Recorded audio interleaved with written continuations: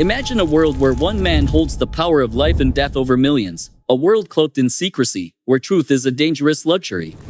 But who is he really? A ruthless dictator? A misunderstood reformer? Or a puppet of his own regime? From the dark truths of his rule to the whispers of rebellion, this is a story that will shock you, challenge you, and leave you questioning everything. Buckle up, the journey into North Korea's shadows begins now. Act 1. The Making of a God King. Kim Jong-un was born into a dynasty that demands worship. The third son of Kim Jong-un, he was raised to believe he was divine, a living god. Born on January 8, 1982, or so the regime claims for symbolic symmetry with his grandfather's legacy, Kim's early life was anything but ordinary. His world revolved around him, shielded by bodyguards, tutors, and a cult of personality that ensured he never faced the harsh realities of North Korea's starving masses. In the 1990s, he was sent to Switzerland, posing as the son of a diplomat. At the International School of Bern, he played basketball, loved Western culture, and lived a life of privilege. Classmates described him as ambitious but isolated, his grades poor, his attendance spotty. Yet, this taste of freedom didn't soften him, it hardened his resolve. He saw the West not as a model, but as a threat to his family's myth. Returning to Pyongyang, Kim was groomed in secrecy. His father, Kim Jong-un, orchestrated his rise, ensuring loyalty through fear.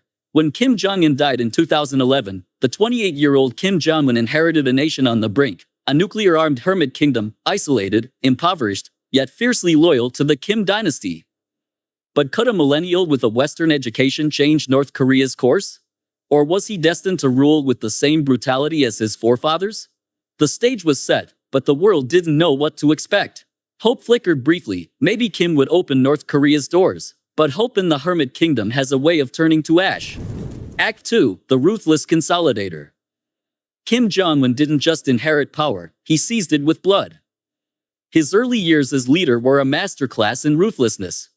To secure his throne, he purged anyone who posed a threat. His own uncle, Jang Song-faik, a powerful figure in the regime, was executed in 2013. Official reports claimed Jang was fed to dogs, a story later debunked as satire, but one that stuck because it fit Kim's brutal image. In reality, Jang was shot, his death a warning. No one, not even family, was safe. Dozens of high-ranking officials vanished in purges. Some were executed for watching foreign TV. Others disappeared for questioning Kim's divine status. A 2014 UN report suggested Kim could face trial for crimes against humanity, citing widespread torture, starvation policies, and political prison camps holding up to 120,000 people. Yet, Kim didn't flinch. He revived the Workers' Party, sidelining the military elite, and cemented his control through fear and patronage. Kim's brutality wasn't just about power, it was about survival. Kim's paranoia reached new heights in 2017 with the assassination of his half-brother, Kim Jong-nam. Once a potential rival, Jong-nam lived in exile, reportedly under China's protection. At Kuala Lumpur Airport, 2 women smeared his face with VX nerve agent. He died in agony within minutes. Analysts believe Kim ordered the hit, fearing Jong-nam could be a puppet for regime change. For Kim, family ties meant nothing, only power did. Yet, amidst the bloodshed, Kim projected strength.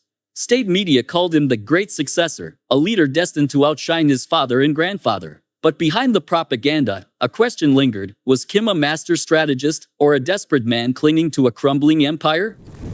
Act 3. The Nuclear Gambit. Kim Jong-un's rule isn't just about control, it's about defiance. His obsession with nuclear weapons has defined his reign, turning North Korea into a global pariah. Since 2013, Kim accelerated the nuclear program, conducting 6 tests by 2017, including a device small enough for an intercontinental ballistic missile.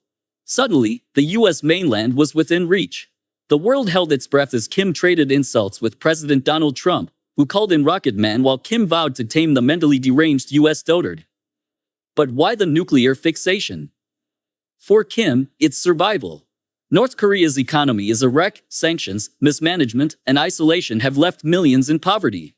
Nuclear weapons are Kim's insurance policy, ensuring no foreign power dares invade. They also bolster his image at home, painting him as a fearless leader standing up to the West. State propaganda shows missiles soaring while citizens cheer, but defectors reveal a different story: fear of war, hunger, and a regime that prioritizes bombs over bread. Then, in a stunning pivot, Kim turned diplomat. In 2018, he met South Korea's president, crossed the DMZ, and held 3 historic summits with Trump. The world hoped for peace, but Kim played a long game. He offered vague promises of denuclearization while expanding his arsenal. The Hanoi summit in 2019 collapsed when Trump walked away, humiliating Kim. Furious, Kim vowed a toughest anti-US policy, doubling down on his nuclear ambitions. Act 4. A life of extravagance. Kim Jong-un lifestyle is a spectacle of excess, a stark contrast to North Korea's poverty. His diet is a global affair. South Korean intelligence reports he imports $1 million annually in delicacies, Swiss Emmental cheese, French Bordeaux wines, Japanese Kobe beef, and Russian caviar. Meals are lavish, with sushi flown in from Tokyo and truffles from Italy, served in dining halls adorned with gold. Kim's love for liquor is legendary, favoring Hennessy cognac and rare whiskeys, reportedly spending $500,000 a year on spirits alone. His possessions are equally extravagant. Kim owns a fleet of over 100 luxury vehicles, including armored Mercedes-Benz Maybachs and Rolls-Royces, smuggled past sanctions. His private train, a mobile fortress, boasts bulletproof glass and satellite links. He reportedly owns a $7 million yacht and a private island for retreats. His residences, over a dozen across North Korea, feature basketball courts, water parks, and personal cinemas.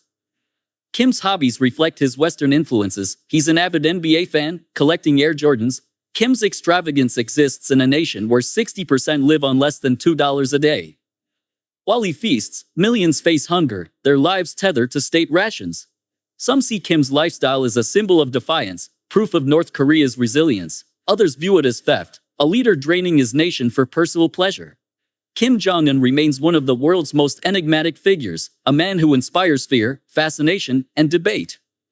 His life is a tapestry of contradictions, a Western-educated leader who rejects the West, a millennial who rules like a medieval king, a dictator who craves global respect yet thrives on isolation.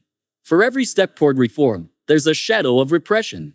For every diplomatic handshake, a missile launch. The dark truths we've uncovered, his purges, his paranoia, his nuclear obsession, paint a complex picture. Some see a strategist navigating a hostile world, others, a monster perpetuating a nightmare. What's undeniable is the human cost. Millions live under his thumb, their voices silenced, their lives expendable. Yet, cracks are forming.